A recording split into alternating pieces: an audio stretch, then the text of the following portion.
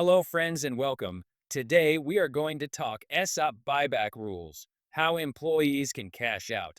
Before we jump into the video, make sure you like the video and subscribe to our channel for more educational videos.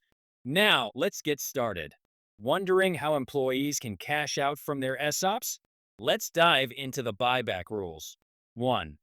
Understand your vesting schedule. Your ESOP shares must vest before selling. Check your agreement to know when you're eligible to cash out. 2. Check company buyback policy. Companies have different buyback rules. Some repurchase shares regularly, while others may have restrictions. 3.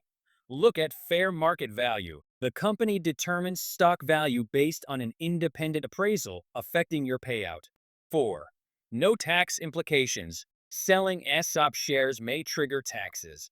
Understand capital gains tax and other deductions before cashing out. 5. Explore alternative exit options. If your company doesn't buy back shares, you may sell them privately or wait for an IPO or acquisition. By understanding these rules, you can maximize your ESOP benefits and make informed financial decisions. I hope that you like the video and do follow our channel for more professional and business tips and other interesting videos. Thank you and goodbye.